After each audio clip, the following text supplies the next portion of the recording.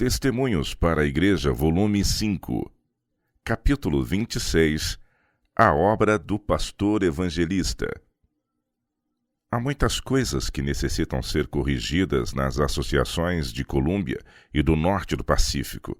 Esses territórios atualmente formam a União do Norte do Pacífico.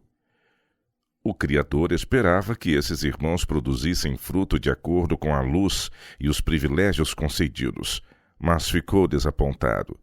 Ele lhes deu todas as vantagens, mas eles não se aprimoraram em mansidão, piedade e beneficência. Não seguiram tal conduta, não revelaram esse caráter nem exerceram aquela influência que honraria mais a seu Criador, enobreceria a si mesmos e os faria uma bênção aos semelhantes. Há egoísmo em seu coração. Gostam de seguir os próprios caminhos e buscar comodidades, honras, riquezas e seu prazer nas mais rudes ou refinadas formas. Se seguirmos a conduta do mundo e a tendência de nossa mente, será isso para nosso maior bem? Não terá Deus, que formou o homem, algo melhor para nós? Sede, pois, imitadores de Deus como filhos amados. Efésios 5, verso 1. Os cristãos devem ser como Cristo, devem ter o mesmo espírito, exercer a mesma influência, ter a mesma excelência moral que ele possuía. Os idólatras e corruptos de coração precisam se arrepender e voltar-se para Deus. Os que são orgulhosos e cheios de justiça própria devem humilhar o eu, arrepender-se e tornar-se mansos e humildes de coração. Os que têm a mente voltada para as coisas do mundo precisam fazer com que os laços do coração sejam arrancados do lixo ao redor do qual eles se apegaram e se entrelacem em Deus. Eles precisam voltar a mente para as coisas espirituais. Os desonestos e mentirosos precisam se tornar justos e verdadeiros. Os ambiciosos e avarentos precisam esconder-se em Jesus e buscar a sua glória e não a deles mesmos. Eles precisam menosprezar a própria santidade e ajuntar tesouros no céu.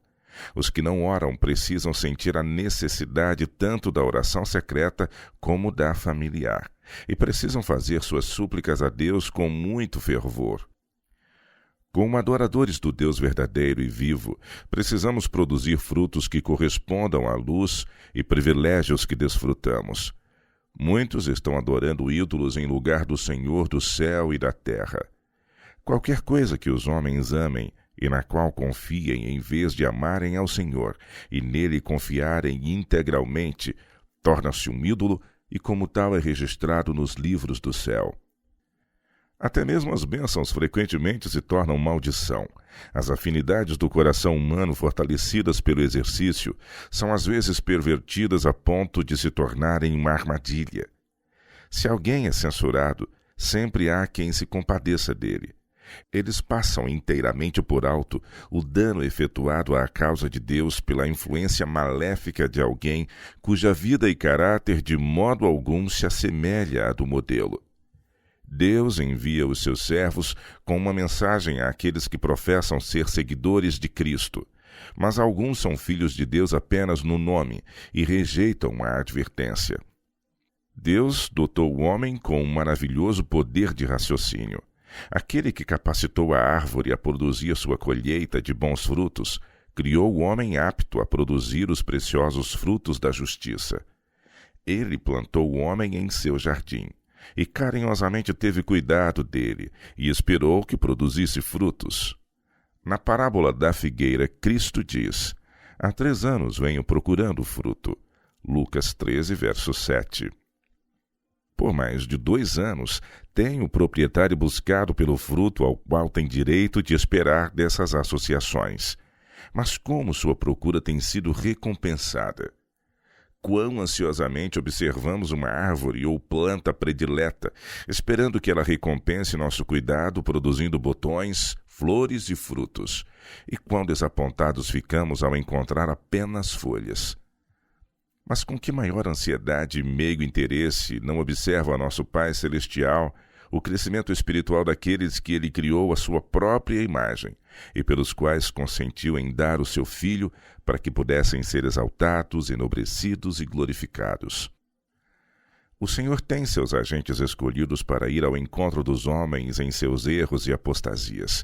Seus mensageiros são enviados a dar um claro testemunho a fim de erguê-los de sua condição de desinteresse e abrir-lhes as preciosas palavras da vida, as Escrituras sagradas à compreensão. Esses homens não são meramente pregadores, mas pastores, portadores de luz, vigilantes fiéis que verão os perigos ameaçadores e advertirão o povo. Precisam eles assemelhar-se a Cristo em seu diligente zelo, tato amável, esforços pessoais, em suma, em todo o seu ministério. Necessitam estar em vital ligação com Deus e tão familiarizados com as profecias e as lições práticas do Antigo e Novo Testamentos que possam sacar do tesouro da palavra de Deus coisas novas e antigas. Alguns desses pastores cometem erros no preparo de seus sermões. Exploram cada minúcia com tal exatidão que não dão espaço ao Senhor para conduzir e impressionar sua mente. Cada ponto é estabelecido, estereotipado, por assim dizer, e eles não conseguem sair dessa linha planejada. A continuar assim, produzirão para si mesmos estreiteza de mente, limitados pontos de vista, e em breve ficarão destituídos de vida e energia, como os montes de Gilboa, de orvalho e chuva. Eles devem abrir seu coração e permitir que o Espírito Santo tome posse para impressionar a mente. Quando tudo é assentado de antemão e eles sentem que não podem alterar essa linha de sermões, o efeito é pouco melhor do que aquele produzido pela leitura de um sermão. Deus gostaria que esses pastores fossem totalmente dependentes dele, mas ao mesmo tempo deveriam eles estar integralmente providos para toda boa obra. Nenhum assunto pode ser tratado diante de todas as congregações da mesma maneira.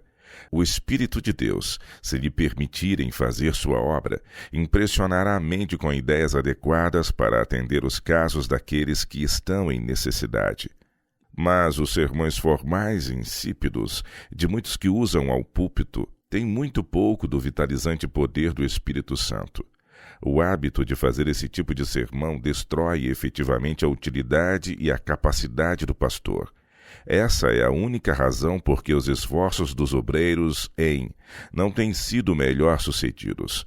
Deus tem sido impedido de fazer mais para impressionar-lhes a mente no púlpito. Outra causa do fracasso nessas associações é que o povo a quem o mensageiro é enviado deseja moldar-lhe as ideias e colocar-lhe na boca as palavras que deve falar. Os vigias de Deus não devem estudar meios de agradar ao povo, nem ouvir suas palavras, nem expressá-las.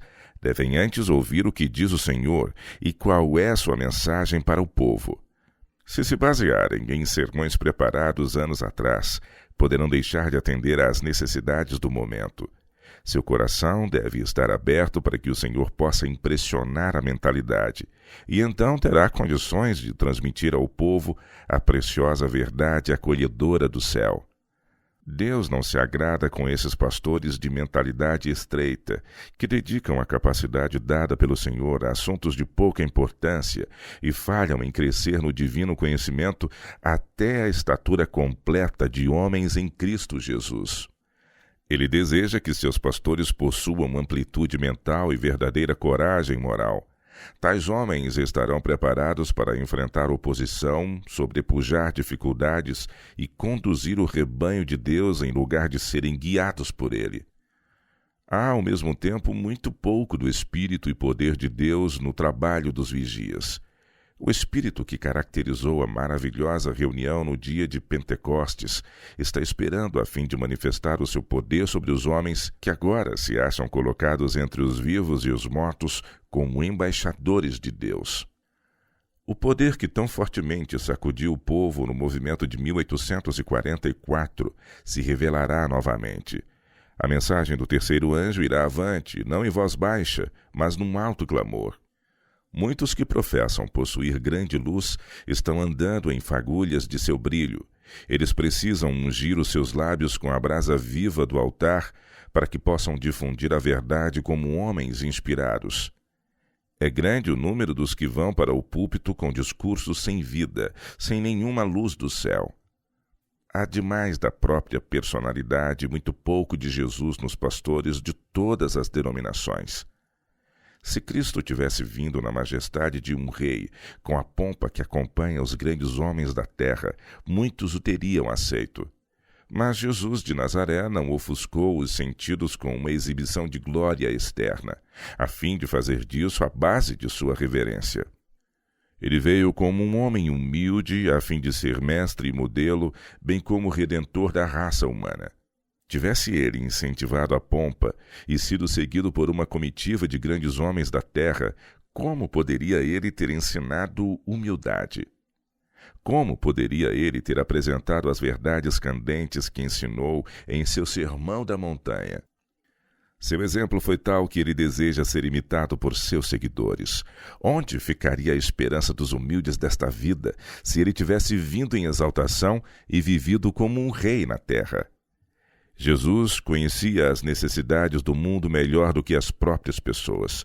Ele não veio como um anjo revestido da armadura celestial, mas como um homem.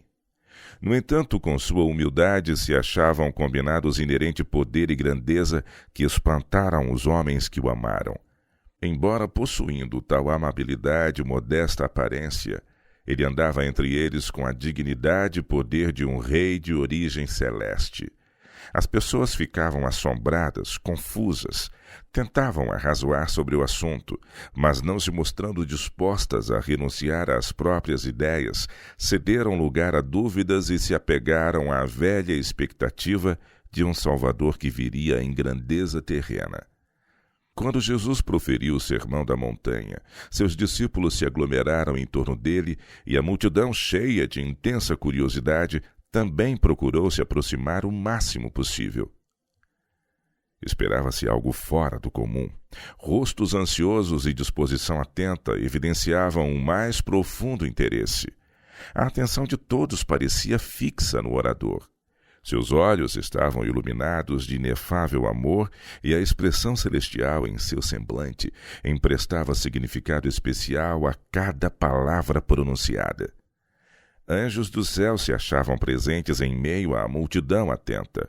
Ali estava também o adversário, com seus anjos maus preparados para neutralizar, tanto quanto possível, a influência do Mestre Celestial.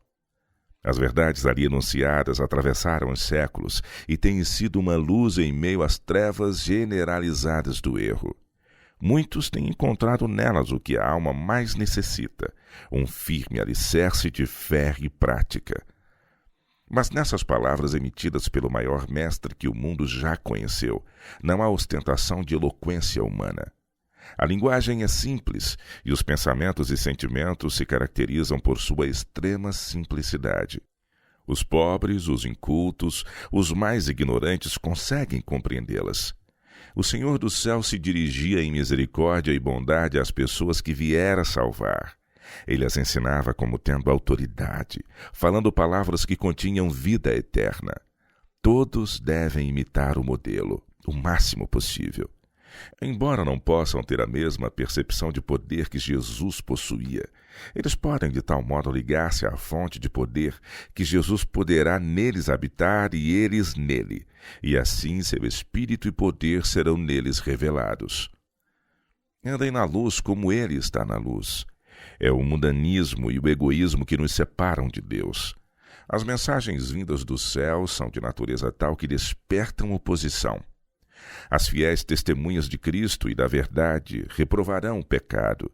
Suas palavras serão como um martelo a quebrar o coração empedernido, como um fogo a consumir matéria inútil. Há necessidade constante de fervorosas e decididas mensagens de advertência. Deus deseja ter homens fiéis ao dever. Na ocasião apropriada, ele envia seus fiéis mensageiros para fazerem uma obra semelhante à de Elias. Pastores como educadores. O estado de coisas é causa de grande pesar. Aquilo que o Senhor se dignou mostrar-me tem sido de caráter a me causar aflição. Quem quer que ali ou for trabalhar daqui em diante, terá serviço penoso e precisará transportar pesado fardo, porque a obra, além de não ter sido fielmente realizada, foi deixada inacabada. E isso é mais grave porque o fracasso não foi totalmente devido ao mundanismo e falta de amor por Cristo e pela verdade por parte do povo. Muito desse malogro permanece à porta dos pastores, que, enquanto ali trabalhando, falharam no cumprimento de seu dever. Não possuíam espírito missionário, não sentiram a grande necessidade de ensinar integralmente o povo, em todos os ramos da obra, em todos os lugares onde a verdade alcançou posições seguras. A obra feita totalmente por uma pessoa é extensiva a muitas, mas os pastores não compreenderam isso e falharam em educar as pessoas que, por sua vez, deveriam permanecer firmes em defesa da verdade e instruir outras. Esse modo negligente, frouxo e incompleto de trabalhar desagrada a Deus. O pastor pode gostar de pregar, pois essa é a parte aprazível da obra e é relativamente fácil. Nenhum pastor, porém, deve ser julgado por sua capacidade de falar. A parte mais difícil vem ao deixar ele o púlpito, no regar a semente lançada. O interesse despertado deve ser apoiado por trabalho pessoal, visitar, dar estudos bíblicos, ensinar e pesquisar as Escrituras, orar com as famílias e pessoas interessadas, aprofundar a impressão causada no coração e na consciência. Há muitos que não têm a menor intenção de relacionar-se com vizinhos descrentes e com aqueles com quem entram em contato. Não sentem o dever de sobrepujar essa relutância. A verdade que ensinam e o amor de Jesus deveria exercer grande poder para ajudá-los a vencer esses sentimentos. Precisam lembrar-se de que devem encontrar novamente esses homens e mulheres no juízo. Será que deixaram de proferir palavras que tinham obrigação de dizer? Têm eles, porventura, sentido interesse bastante pelas pessoas para adverti-las, fazer-lhes apelos, orar por elas e evitar todo o esforço a fim de conquistá-las para Cristo? Uniram eles discernimento ao zelo, ouvindo a diretriz dada pelo apóstolo, e salvai alguns, arrebatando-os do fogo. Tende neles misericórdia com temor, aborrecendo até a roupa manchada da carne. Judas, verso 23. Há uma diligente obra a ser feita por todos os que querem ser bem-sucedidos em seu ministério. Rogo a você, caro irmão, ministro de Cristo, que não falhe no cumprimento do dever que lhe foi designado, de educar o povo a trabalhar inteligentemente para amparar a causa de Deus em todos os seus múltiplos interesses. Cristo foi um educador, e os pastores que o representam deveriam ser educadores. Quando negligenciam ensinar ao povo sua obrigação para com Deus nos dízimos e ofertas, descuidam de uma importante parte da obra que seu mestre lhes deixou, e a expressão servo infiel é escrita ao lado de seus nomes nos livros do céu. A igreja chega à conclusão de que se essas coisas fossem essenciais, o pastor a quem Deus enviou para apresentar-lhes a verdade, lhes teria dito. Assim sentem-se seguros e à vontade, enquanto negligenciam seu dever. Vão contra os expressos reclamos de Deus e, como resultado, tornam-se sem vida e ineficientes. Não exercem influência salvadora sobre o mundo e são representados por Cristo como sal insípido. Grupos de observadores do sábado podem ser constituídos em vários lugares. Não serão regularmente grupos grandes, mas nem por isso devem ser passados por alto. Não devem ser deixados a perecer por falta de esforço pessoal apropriado e treinamento. A obra não deve ser abandonada prematuramente. Vede que todos estejam esclarecidos na verdade, firmados na fé e interessados em todo o ramo da obra antes de os deixar para ir a outro campo. E então, como fazia o apóstolo Paulo, devem ser visitados com frequência para ver como vão. Oh, a obra negligente que é feita por muitos que pretendem ser comissionados por Deus para pregar sua palavra faz com que os anjos chorem. A causa poderia estar em condições favoráveis em cada campo, e estaria se os pastores confiassem em Deus e nada permitissem que se interpusesse entre eles e seu trabalho.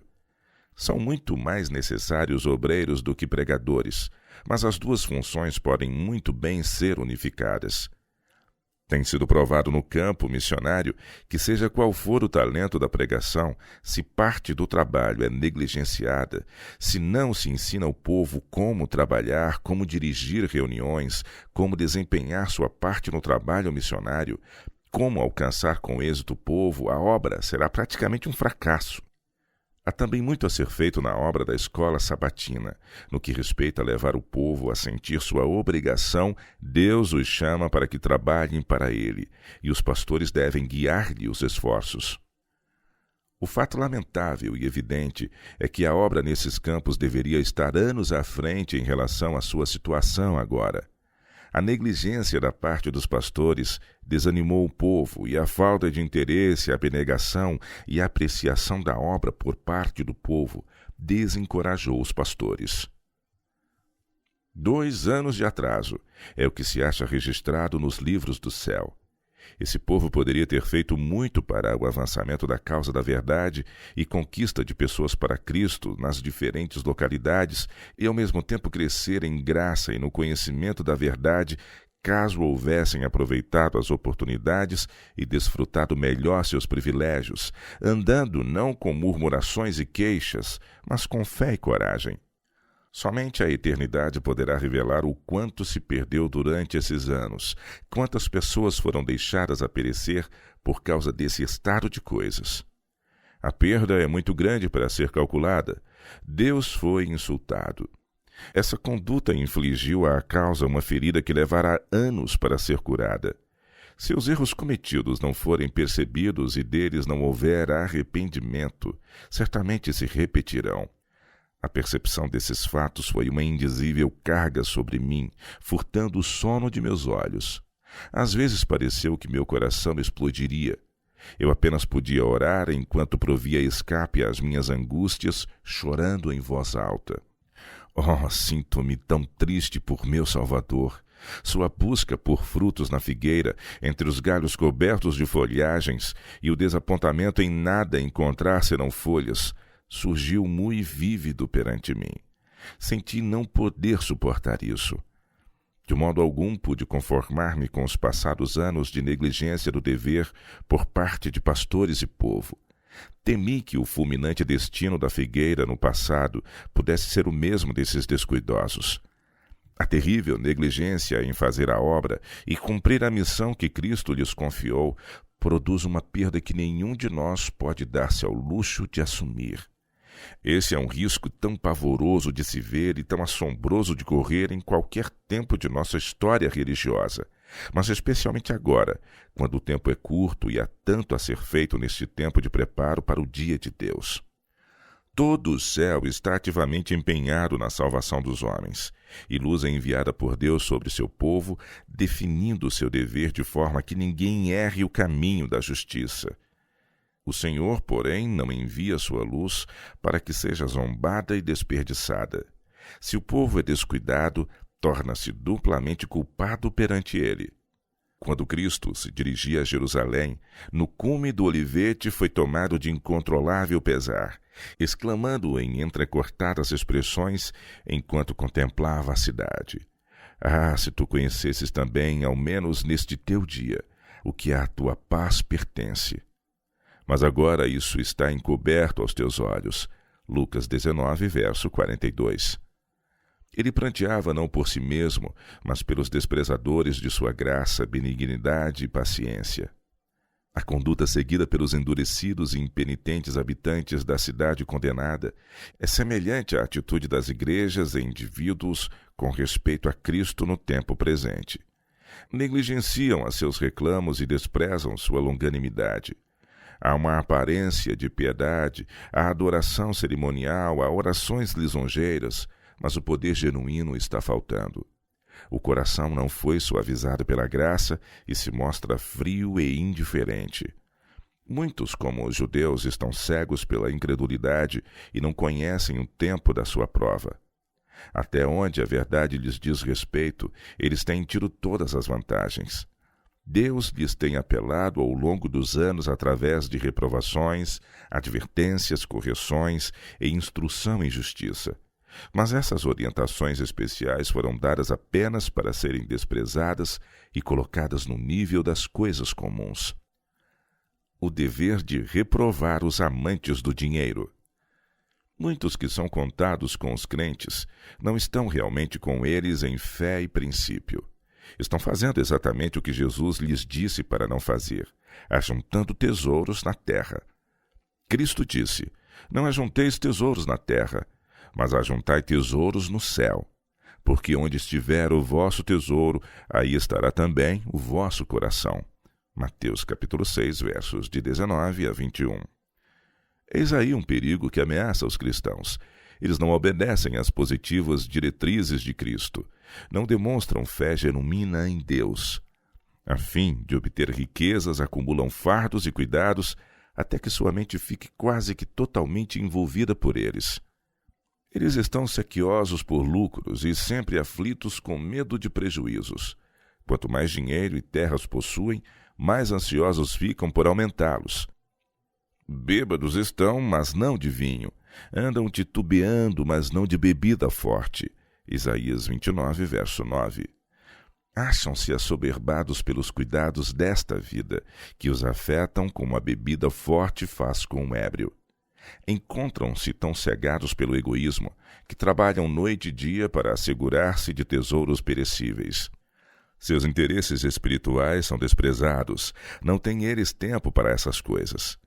Os grandes temas da verdade não são mantidos em sua mente, como é evidenciado por suas palavras e conduta. O que importa se as pessoas ao seu redor estão perecendo em seus pecados? Isso não lhes é de tanto efeito quanto seus tesouros terrenos. Que as pessoas por quem Cristo morreu caiam em ruína, eles não têm tempo para salvá-las. Ao fazer planos para obter ganhos seculares, mostram capacidade e talento. Mas essas preciosas qualidades não são dedicadas a conduzir salvos a Jesus para a edificação do reino do Redentor. Não estão, porventura, pervertidas as sensibilidades dessa gente? Não estão eles embriagados com a intoxicante taça do mundanismo? Não foi a razão posta de lado e não tem os objetivos e propósitos egoístas se tornado o poder governante? A obra de se preparar para estar em pé no dia do Senhor e o emprego das habilidades dadas por Deus para ajudar a aprontar um povo para esse dia são consideradas atividades maçantes e insatisfatórias. O Salvador do mundo tem apresentado o negócio mais lucrativo, no qual ricos e pobres, cultos e ignorantes podem se engajar. Todos podem, com segurança, ajuntar para si mesmos um tesouro nos céus que nunca acabe. Lucas 12, verso 33. Isso é investir os recursos no lado certo. Isso é utilizar os talentos da forma correta. Jesus ilustrou seu ensino com o caso de um próspero fazendeiro a quem o Senhor favoreceu grandemente. Deus abençoou seus campos, fazendo com que produzissem abundantemente, pondo assim em seu poder exercer liberalidade para com outros não tão favorecidos. Mas, quando ele descobriu que suas terras produziram farta messe, além de sua expectativa, em lugar de planejar como aliviar os pobres em suas necessidades, começou a projetar meios de garantir tudo para si mesmo. Quando viu as dádivas do céu enchendo seus celeiros, não expandiu seu coração em ações de graças ao generoso doador, nem considerou que essa grande bênção lhe havia trazido responsabilidade adicional. Em seu natural egoísmo, perguntou: que farei? Não tenho onde recolher os meus frutos. Tomando conselho com seu cobiçoso coração, disse: farei isto: derribarei os meus celeiros e edificarei outros maiores, e ali recolherei todas as minhas novidades e os meus bens, e direi à minha alma: alma, tens em depósito muitos bens, para muitos anos. Descansa, come, bebe e folga. Lucas 12, versos de 17 a 19. Os meios de real prazer e elevação da alma são atividade, autocontrole e santos propósitos, mas tudo o que esse homem se propunha fazer com as bênçãos que Deus lhe havia dado era para degradar. E qual foi o resultado? Mas Deus lhe disse: louco, esta noite te pedirão a tua alma. E o que tens preparado, para quem será? Assim é aquele que para si ajunta tesouros e não é rico para com Deus. Lucas 12, versos 20 e 21. Esse pobre homem rico possuía grande tesouro terreno, mas estava destituído das verdadeiras riquezas. Muitos hoje em dia acham-se sob condenação por razões similares. Torrentes de salvação são derramadas sobre nós do trono de Deus. Bênçãos temporais são conferidas, mas elas não têm sido utilizadas para abençoar a humanidade ou glorificar a Deus. O Senhor é nosso gracioso benfeitor. Ele trouxe luz e imortalidade através de Jesus Cristo.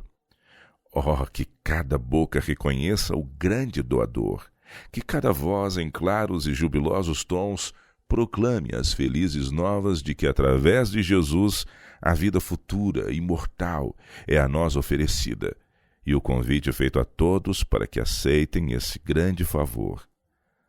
Todos os tesouros do céu são nos trazidos ao alcance, esperando o nosso pedido.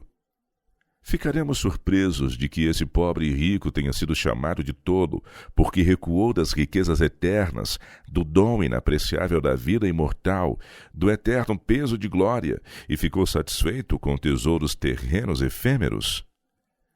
Deus prova o homem, alguns de uma forma e outros de outra. Ele prova a alguns concedendo-lhes ricos patrimônios, e a outros retirando-lhes seus favores. Prova os ricos para ver se eles amarão a Deus, o doador, e ao próximo como a si mesmos. Quando o homem faz uso correto desses recursos, Deus se agrada e pode confiar-lhe mais altas responsabilidades. O Senhor revela a relativa avaliação que o homem faz do tempo e da eternidade, da terra e do céu. Ele nos admoestou: se as vossas riquezas aumentam, não ponhais nela o coração. Salmos 62, verso 10. Elas têm valor quando usadas para o bem de outros e a glória de Deus. Mas nenhum tesouro terrestre deve ser seu prêmio final, seu Deus ou seu Salvador. Meu irmão, o mundo jamais crerá que você leva a sério sua fé, a não ser que tenha menos a dizer sobre coisas temporais e mais sobre as realidades do mundo eterno. O Senhor vem, mas muitos que professam a fé não compreendem que esse evento está próximo. Não podem firmar sua fé sobre os revelados propósitos divinos. Para alguns, a paixão por ganhar dinheiro tornou-se dominante e as riquezas terrenas eclipsaram o tempo celestial. As coisas eternas se desvaneceram em sua mente como se fossem de menor importância, enquanto o mundanismo flui qual dilúvio. A grande questão é: como posso ganhar dinheiro? As pessoas estão atentas a cada oportunidade de ganho. Tentam 1000 planos e artifícios, entre esses várias invenções e direitos de patentes. Alguns escavam a terra em busca de metais preciosos, outros lidam com fundos de investimentos, outros ainda cultivam o solo, mas todos têm um único objetivo em vista: fazer dinheiro. Eles se tornam estranhos e até mesmo insanos na caça às riquezas, mas se recusam a ver a vantagem de assegurar para si uma herança imortal. Quando Cristo esteve na terra, punha-se em contato com alguns cuja imaginação estava agitada pela esperança de ganho secular. Eles nunca descansavam, estavam constantemente tentando algo novo, e suas extravagantes expectativas surgiam apenas para ser desapontadas. Jesus conhecia as necessidades do coração humano, que sempre foram as mesmas em todas as épocas, e ele lhe chamava a atenção para as riquezas permanentes. Ele disse: também o reino dos céus é semelhante a um tesouro escondido num campo que um homem achou e escondeu. E pelo gozo dele vai, vende tudo quanto tem e compra aquele campo. Mateus 13, verso 44. Ele falava acerca de tesouros inestimáveis, os quais estão ao alcance de todos. Jesus veio a este mundo para mostrar como chegar a essas riquezas. O caminho está demarcado. Os mais pobres que o seguirem serão tornados mais ricos do que os bilionários da terra que não conhecem a Jesus, e cada vez mais abençoados ao repartir sua felicidade com outros. Não ajunteis tesouros na terra, onde a traça e a ferrugem tudo consomem, e onde os ladrões minam e roubam. Mas ajuntai tesouros no céu, onde nem a traça nem a ferrugem consomem, e onde os ladrões não minam nem roubam. Mateus 6, 19 e 20. Os que desejam fazer sua vontade não sofrerão qualquer prejuízo ou perda. O tesouro acumulado no céu é seguro e está em nossa conta, pois Jesus disse: ajuntai tesouros no céu. Os homens podem semear aqui, todavia colherão na eternidade. É esse eterno tesouro que os ministros de Cristo devem apresentar onde quer que forem. Devem insistir com o povo a fim de que se tornem sábios para a salvação. Não devem permitir que professos crentes, servis e amantes do mundo influenciem sua conduta e lhes enfraqueçam a fé. Não é sua missão ajudar indivíduos ou igrejas a planejar como economizar dinheiro através de planos acanhados e esforços limitados na causa de Deus. Em lugar disso, precisam ensinar os homens a como trabalhar desinteressadamente e assim se tornarem ricos para com Deus. Devem educar as pessoas a fazer uma justa estimativa das coisas eternas e a dar prioridade ao reino de Deus. Calebes são necessários nestes dois campos. Nessas associações precisa haver não crianças, mas homens que hajam com entendimento e assumam responsabilidades, fazendo com que sua voz seja ouvida acima das vozes dos infiéis que apresentam objeções, dúvidas e críticas. Grandes interesses não podem ser administrados por crianças. Um cristão imaturo, atrofiado em seu crescimento religioso, destituído de sabedoria do alto, está despreparado para enfrentar os ferozes conflitos pelos quais a igreja é chamada a passar. Sobre os teus muros, ó Jerusalém, pus guardas que todo o dia e toda a noite jamais se calarão. Isaías 62, verso 6. A menos que o pastor declare destemidamente toda a verdade, a menos que tenha em vista unicamente a glória de Deus e trabalhe sob a liderança do grande capitão de sua salvação, a menos que avance a despeito das críticas e incontaminado pelos aplausos, será tido como vigia infiel. Há alguns que precisam tornar-se homens em vez de meninos e ter mente espiritual em lugar de terrena e sensual, mas sua visão espiritual tornou-se obscurecida. O grande amor do Salvador não cativou seu coração. Ele tem muitas coisas a dizer-lhes, mas vocês não podem suportá-las agora. Em termos de crescimento, vocês são crianças e não podem compreender os mistérios de Deus. Quando o Senhor suscita homens para fazer seu trabalho, esses traem-lhe a confiança, se permitem que seu testemunho seja adaptado para agradar a mentes não consagradas. Ele preparará homens para as ocasiões certas. Eles serão humildes, tementes a Deus, não conservadores nem astuciosos, mas homens de independência moral que avançarão no temor do Senhor. Serão bondosos, nobres, corteses. Também não se desviarão do reto caminho, mas proclamarão a verdade em justiça, quer os homens ouçam ou deixem de ouvir.